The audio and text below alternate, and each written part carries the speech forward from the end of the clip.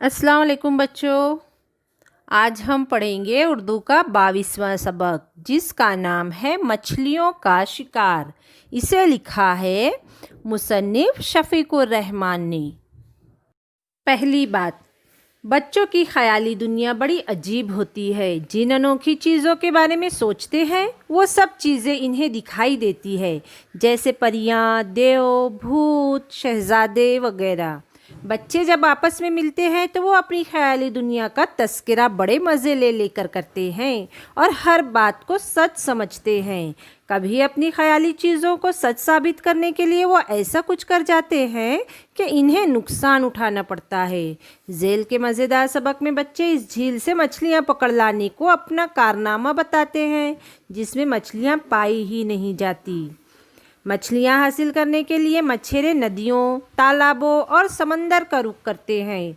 मछलियों का शिकार जहाँ इंसानों की एक ज़रूरत है, वहीं एक दिलचस्प मशगला भी है। इस मज़मून में मछलियों का शिकार का एक दिलचस्प वाक़या बयान किया गया है।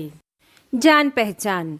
उर्दू के मुमताज़ मज़ानिगार शफीकुर रहमान 9 नवंबर 1920 को रोहतक के एक मुकाम कलानूर में पैदा हुए। उन्होंने सन 1942 में king Edward medical college Lahore से MBBS का इम्तिहान एजाज़ के साथ पास किया। मेडिकल इम्तिहान में नुमाया कामयाबी की वजह से उन्हें इंडियन आर्मी मेडिकल सर्विस में ले लिया गया। पाकिस्तान बन गया तो वो पाकिस्तानी फ़ौज का हिस्सा बन गए और मेजर जनरल के ओहदे तक तरक्की की। शफीकुर रहमान के मज़ाह का अंदाज़ बहुत हल्का फुल्का और नहायत शाइस्ता है। इनकी तहरीरें आवाम में बहुत मकबूल हैं। इनके मज़ामीन के मजमूए में शगुफ़े, मद्द जज़र, हिमाकतें, मज़ीद हिमाकतें और दजला ज़्यादा मशहूर हुए। 19 मार्च सन 2000 को रावलपिंडी में इनका इंतकाल हुआ। हम हर इतवार झील के किनारे गुजारते। बड़े एहतमाम से मछलियाँ पकड़ने का प्रोग्राम बनता। मछलियाँ भुनने का सामान भी साथ होता। हमारे मछलियाँ पकड़ने के तरीके भी सही थे, लेकिन हमने कभी वहाँ एक भी मछली नहीं पकड़ी। इंजीनियर साहब और डॉक्टर साहब का ख्याल था कि इस झील में मछलियाँ बिल्कुल नहीं है। झील के पानी में कोई ख़राबी थी। इसमें मादनियात के कुछ ऐसे अज्जा शामिल थे जिनकी वजह से मछलियाँ ज़िंदा नहीं रह सकती थी, लेकिन हमें इस पर बिल्कुल यकीन ना आता। ऐसी खुशनुमा झील में तो मछलियाँ दूर दूर से आकर रहेंगी। हम उदास होते या हमें धमकाया जाता तो हम सीधे झील का रुख करते, घास पर बैठ जाते, बादशाहों, परियों और बहरी डाकुओं की कहानियाँ पढ़ते। ज़रा सी देर में हम भूल जाते कि इस खूबसूरत गोशे के अलावा दुनिया के और हिस्से भी हैं, जहाँ स्कूल है, घर का काम है, मास्टर साहब की डांट है, घर वालों की घड़कियाँ हैं। हम दूसरे किनारे की बातें करते, जिसे देखने का हमें बेहद शौक़ था।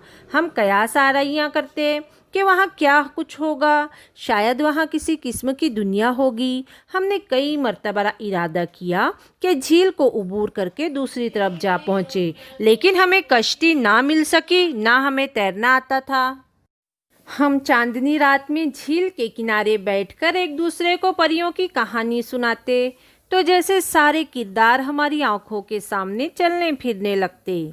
चांदनी कुछ यूं बदल जाती और दूसरा किनारा ऐसा पुरसहर खित्ता मालूम होने लगता कि हम सचमुच परियों के मुल्क में पहुंच जाते। अगर वो झील वहाँ ना होती तो ना जाने हमारे दिन क्यों कर गुजरते, क्योंकि घर में हर एक हम दोनों का दुश्मन था और डांट पिलाने पर तुला हुआ था। उनका रवैया ये था कि अगर कुछ किया है तो क्यों किया है, और अगर नहीं किया तो क्यों नहीं किया। इन दिनों सबके दिलों में ये ख्याल बैठ गया था कि हम दोनों निहायत नालायक हैं और बिल्कुल नहीं पढ़ते। अब्बा का तबादला हस्ब मामूल आबादी से दूर किसी वीराने में हुआ और मुझे रूफी के यहाँ भेज दिया गया। घर से हर ख़त में ताकीद आती कि लड़के की पढ़ाई का ख़ास ख्याल रखा जाए। चुनांचा खाद से भी ज़्यादा ख्याल रखा जाता। गेहूं के साथ घून बाकायदा पिसता और नन्हे मियाँ की खूब तवाज़े होती। नन्हे मियाँ सोने से पहले बड़े खुशू व खुशू के साथ दुआ मांगने के, रब्बुल आलमीन हमारे कुंबे वालों को नेक हिदायत दे और बता कि छोटे बच्चों के साथ कैसा सलूक किया जाता है, क्योंकि अब तक ये लोग इससे बेबहरा हैं। एक दिन घर में सब बैठे बातें कर रहे थे। झील की बातें शुरू हो गई। मछलियों के मुतालिक इनके शोहबात बदस्तूर थे। हमने बड़े वसूख से कहा कि वहाँ बड़ी बड़ी मछलियाँ हैं, हम अक्सर पकड़ते रहते हैं। हमने कई मर्तबा इन्हें भूना भी है। बोले, अच्छा इस मर्तबा पकड़ो तो घर लाना, हम भी चखेंगे। अगले इतवार को हम सुबह से शाम तक छड़ियाँ पानी में डाले बैठे रहे, लेकिन कुछ ना मिला। वापसी पर बाज़ार में मछली वाले से बड़ी बड़ी मछलियाँ खरीदी गई और बावर्ची के हवाले की गई। इत्तेफाक से इस शाम को सब कहीं बाहर मदू थे। घर में सिर्फ मैं और रूफ़ी थे और एक बुज़ुर्ग जो नन्हे मियाँ को साथ बिठाकर खाना खाया करते थे। रात को इन्हें अच्छी तरह दिखाई नहीं देता था। नन्हे मियाँ पहले तो दस्तरखान पर बैठते थे, फिर चुपके से उठ जाते।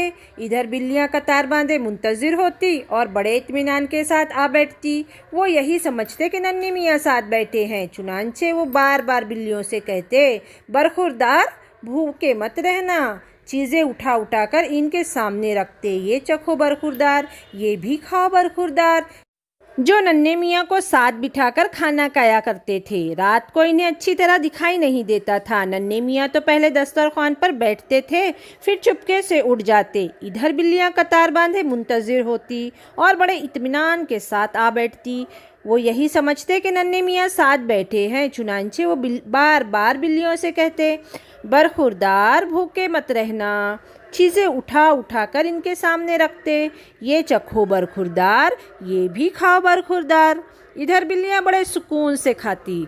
चुनांचे हमारी ख़रीदी हुई मछलियाँ इस रोज़ बिल्लियों ने खाई। अगली मर्तबा हम झील पर गए और मछलियाँ ख़रीद लाए तो न जाने किसके मशवरे से मछलियाँ डॉक्टर साहब के यहाँ भेज दी गई। इससे अगली मर्तबा इंजीनियर साहब के यहाँ। फिर एक रोज़ क्या हुआ कि सबके सामने मछली वाला हिसाब लेकर आ गया। दरअसल हमारा जेब खर्च ख़त्म हो चुका था और मछलियाँ उधार आ रही थी। सबको पता चल गया। हमारा खूब मजाक उड़ाया गया।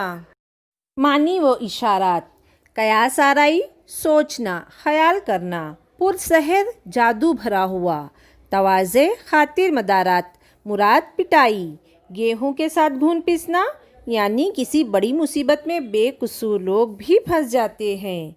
खुशू व खुजू, आजिज़ी करना, गिड़गिड़ाना, बेबहरा, अनजान, शोभात, शोभा की जमा, शक, वसूख, यकीन।